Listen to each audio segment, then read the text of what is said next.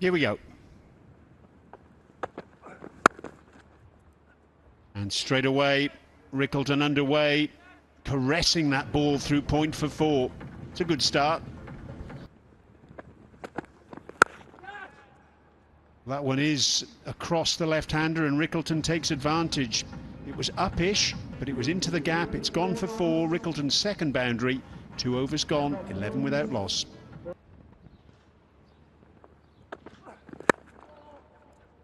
Here's that shot through extra cover again from Rickleton.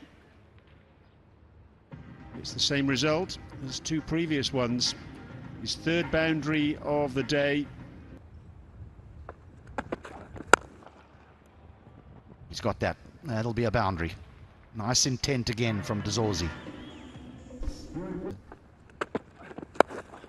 Get up in there. This could be the breakthrough. He should be able to get underneath it. Does comfortably, and there it is. There is the breakthrough. So he was using his feet, and then Mark Adair said, you just stay in your crease, and he gave him a tester and proved to break this partnership. But a good bit of thinking again from Adair. He's really is a thinking man's bowler. He's known that De Zorzi's come down the wicket at him a few times. So this one he whacks in. It just rushes De Zorzi. Tony De Zorzi goes for 12. South Africa 31 for 1. Oh, that's nicely played. Young will be disappointed with that, having to change to the right-handed batter. Just offers it a little bit of width. And timbers onto it. Just strong square of the wicket. Oh! He backs it up with exactly the right length, exactly the right line, and over goes the top of off. The ideal length for a fast bowler. Just a little bit of movement off a length back into the right-handed Bavuma. Early on in the innings, you don't want these sorts of deliveries. Bavuma's got one. And Ireland have South Africa in trouble early on here. That's an experienced man. That's a good performer in one-day cricket. Bavuma goes for 4, South Africa 36 for 2. Edged, gone, easy as you like. Balbirnie mops it up at slip, and Ireland have a third.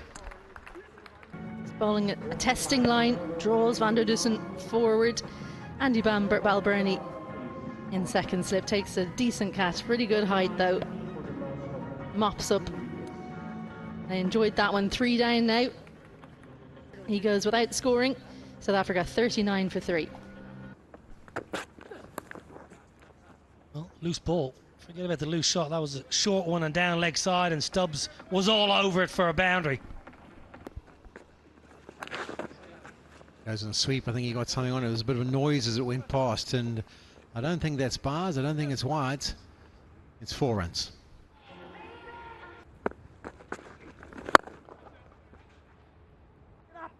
Oh, and that's just over the fielder's head as well. I think it's Graham Hume down there at long on. It's gone for 6.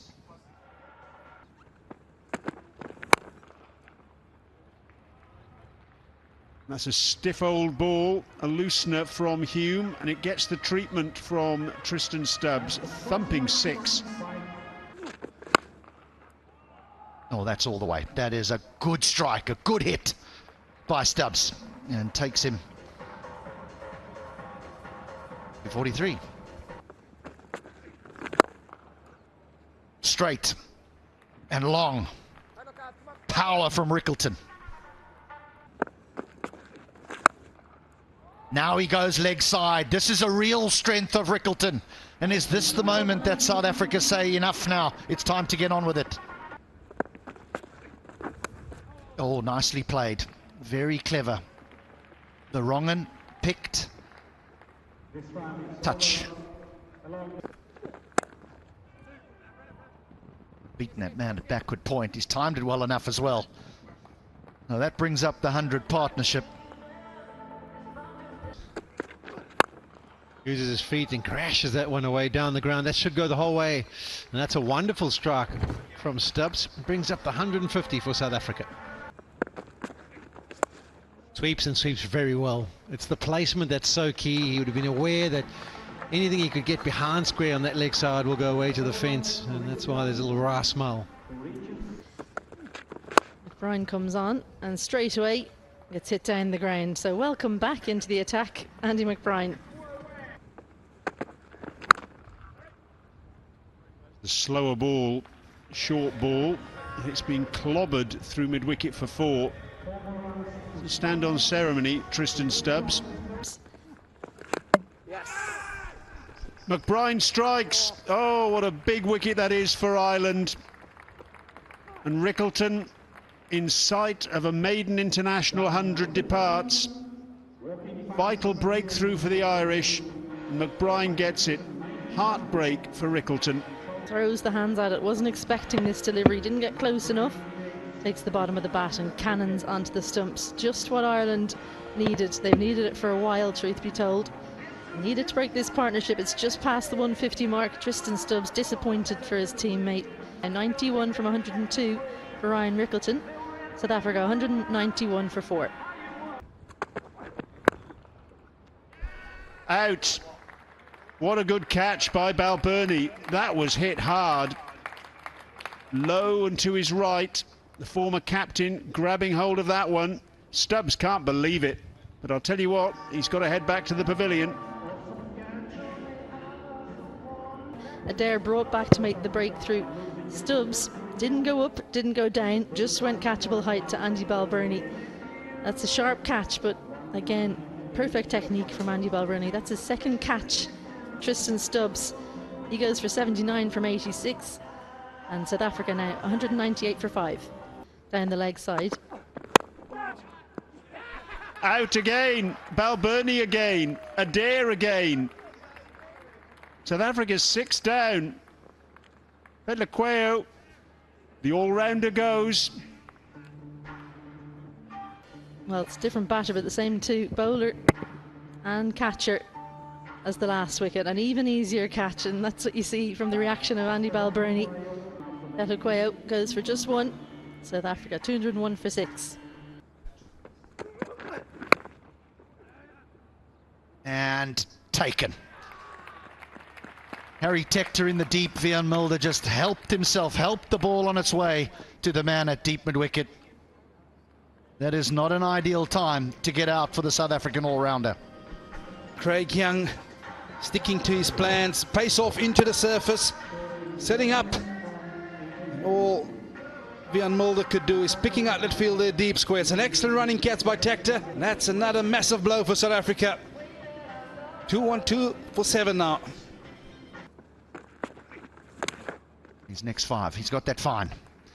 Williams gets that fine, and it's a much needed boundary for South Africa. Edged, and that could go away to a fence. That's a little bonus boundary.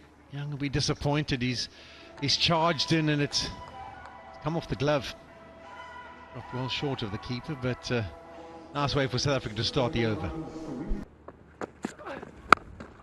Oh, that's nicely played. But it's not hit with enough contact.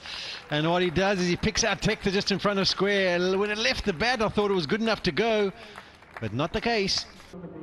Field is in the right position, yeah, rolling the fingers across it. Excellent from Craig Young. I was with you initially. I thought it sounded good.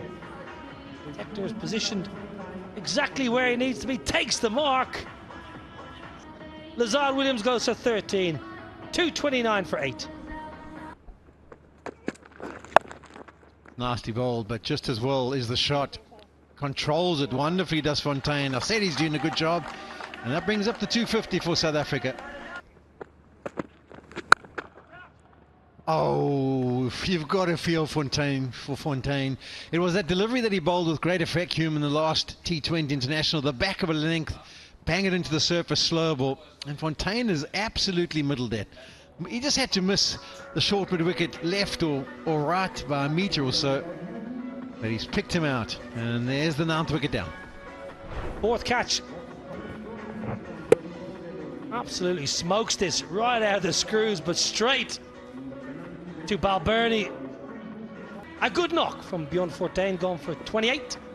254 for 9.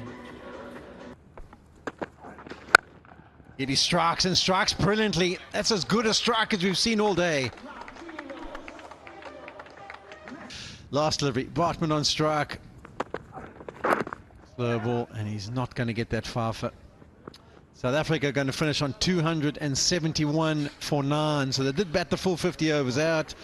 And after being 39 for 3, I suppose South Africa will be pretty happy with 271. Will it be enough? Well, we'll have to wait and see. But for now, Ireland will probably not be upset as well, having been put in the field and done a really good job with the ball in hand. I'd agree with you that the bowlers were superb. It was just Rickleton and Stubbs, and then a bit of contributions down the order from Fontaine, Williams and Ngidi meant South Africa got 271 for 9. I thought the bowling was superb. Bowling wise, now? Yeah, once again, Mark Adair setting the tone with a new ball, 4 for 50. Exceptional. Craig Young, I thought, was excellent ball. Good pace, good skills. Nice to see Gavin Hoey make his debut, 0 for 65. He'll have better days, but he bowled better than that. Spinner Andrew McBride was tidy, 1 for 46. So 272 will be the target for South Africa at just under 5.5 and over. So have a bit of a break. Go and get yourself a bit of a coffee, a feed, a bit of food, a bit of snacks, and join us. We'll be back in about 20 minutes to see how South Africa get on.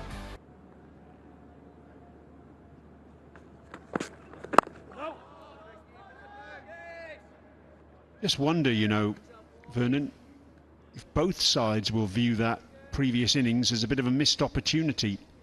Get himself in. Sterling's gone, and Ngidi strikes in the very first over. Yeah, just playing away from his thumbs a touch. No feet movement whatsoever from Paul Sterling, the captain. South Africa, they wanted wickets at the top of the order. The captain in his 400th appearance for Ireland. He goes for 2. Ireland 3 for 1.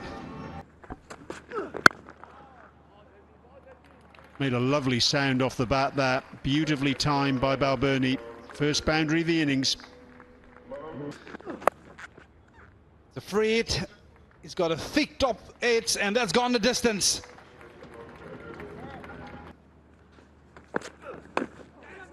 That's nicely clipped. 2 straight. We can't blame the one swinging before for Lungi.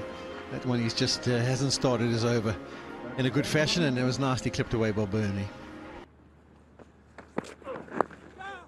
Top edge, and that's going to be a bonus boundary. Does it go all the way? Yes, it does. So that's 10 from the over. And Ireland cruise on to 33 for 1. There's a little bit of shape dragged just wide of Lazard Williams. That was cries of catch it from the South Africans for a brief period, but seemed to be in good control. Bowled him. This one could have been dragged on, but it doesn't matter. Lazard Williams is having an impact, and an important one for South Africa. He put Balbirnie under pressure right from the word go. He had an LBW shout that was turned down. This just nips back, and he's skiddy. He's a skiddy customer. And he actually deserves that one. As Andy Balbirnie goes for 20, Ireland 38 for 2. Edged and beats the slip, and it'll make its way to the fence.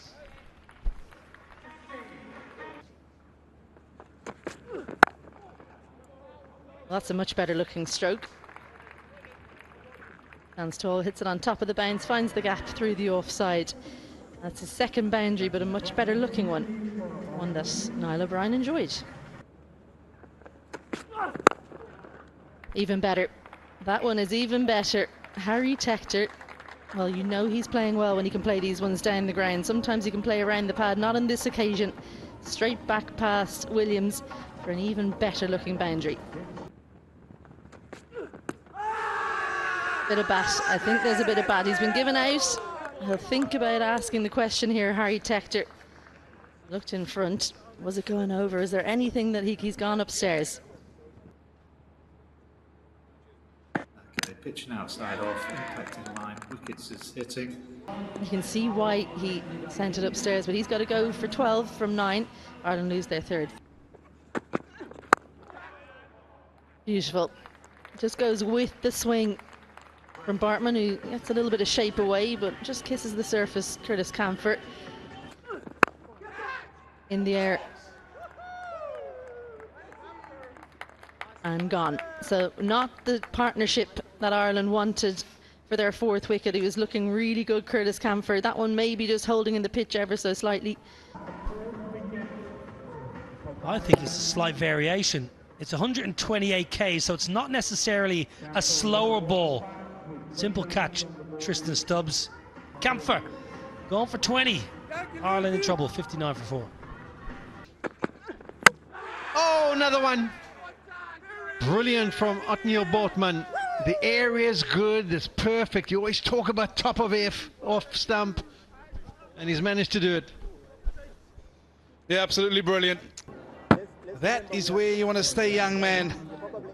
Bring those stumps into play. Yeah, no better side for a fast bowler when you see that off stump being knocked back. Ireland, they lose their 5th. 61 for 5. That is nicely played. There's been few and far between, and this could be that boundary. It's been 35 deliveries. They eventually get one away to the fence.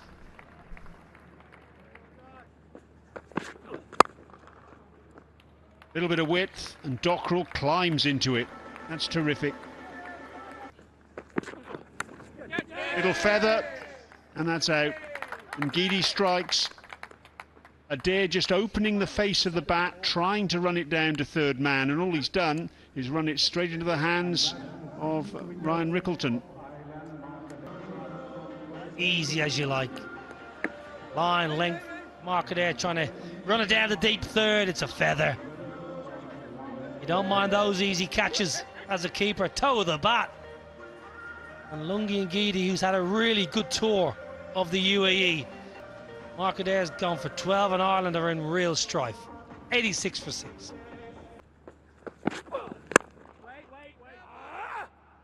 Lovely shot down the ground by George Dockrell. Full face of the bat. It off quite wide. Dockrell gets another boundary. Sometimes it just comes on to you a little bit quicker. Well, that's a wicket. George Dockrell plays away from his body, and yet again an Ireland batter plays away from the body on the offside. This time it takes the inside edge for George Dockrell, who can't quite believe what he's done. It goes from bad to worse for Ireland.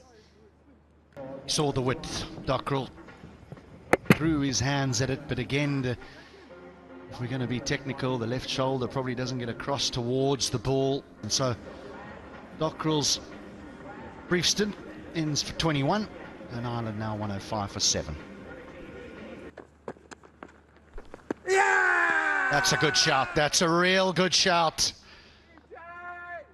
The finger goes up, and I'm not sure they'll go upstairs. There'll be a discussion around it, but McBride says no, not this time. Yep, well, turned him around and said we might as well have a look. Pitching in line, impact in line, wickets hitting. We go back to Rowley on field to stay with his original decision of out. You're on screen now, please.